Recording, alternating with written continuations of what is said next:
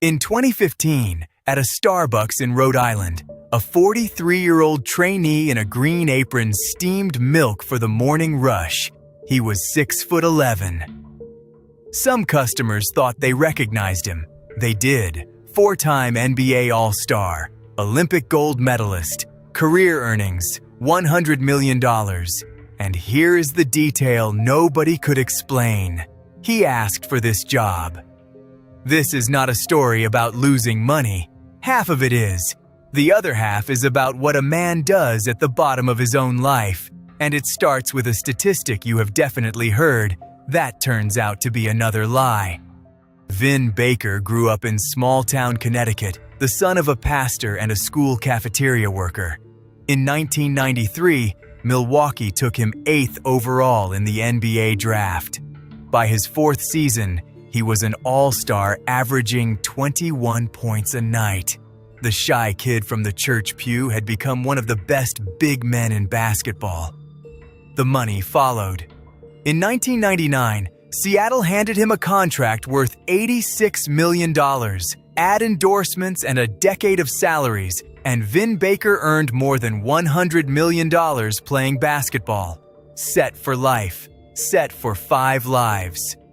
And the life arrived with it. The waterfront mansion in Connecticut, the cars, the restaurant he opened, the entourage that grew around every NBA paycheck like ivy.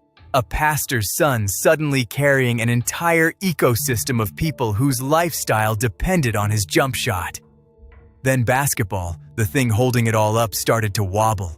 Trades, benchings, the pressure of that $86 million contract in a city that expected a superstar. Vin was anxious, and he treated the anxiety the way his body could hide: alcohol, then pills. Near the end, he was drinking bottles of mouthwash so the smell would not give him away at practice. Psychologists who work with athletes have a name for what comes next: identity foreclosure. When everything you are was decided at 14 years old, the sport is not what you do, it is who you are. And pro careers end at 35. The income stops like a door slamming, but the identity, the spending, the ecosystem, all of it keeps running like nothing happened. By 2008, 3 years out of the league, it was gone. The mansion foreclosed. The restaurant failed. The accountant sued.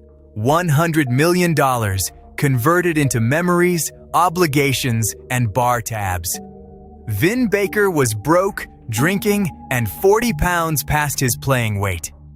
Now pause the story, because this is where everyone quotes the statistic. 60% of NBA players are broke within 5 years of retirement. 78% of NFL players within 2. You have heard these numbers.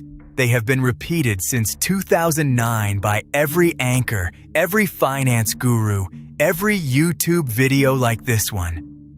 Here is the problem. Those numbers came from a single magazine story, quoting estimates, not a study. Nobody counted. So economists finally did count, tracking every NFL player drafted over 8 years through real bankruptcy filings.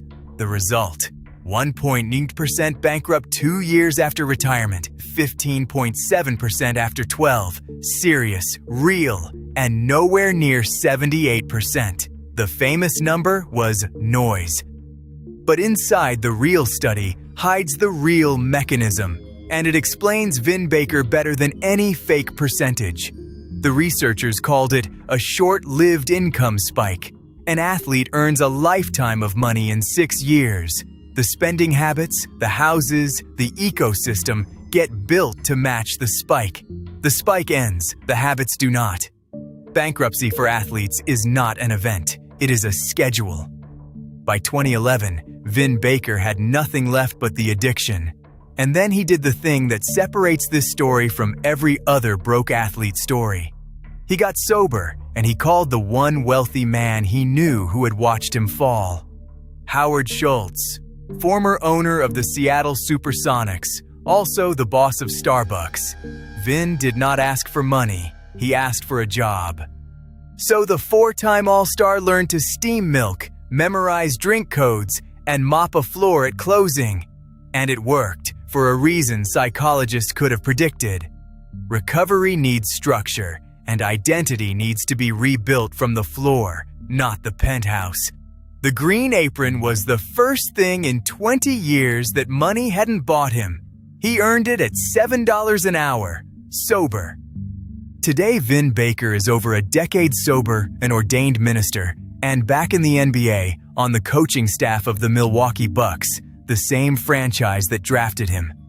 The fortune never came back. The man did. He rebuilt on the two assets no bankruptcy can touch: skills and structure. Jack Whitaker from our last file never found his way back. Vin Baker did. Same collapse, opposite endings, and the difference was never the size of the fortune. It was identity outside the money, and people who told the truth.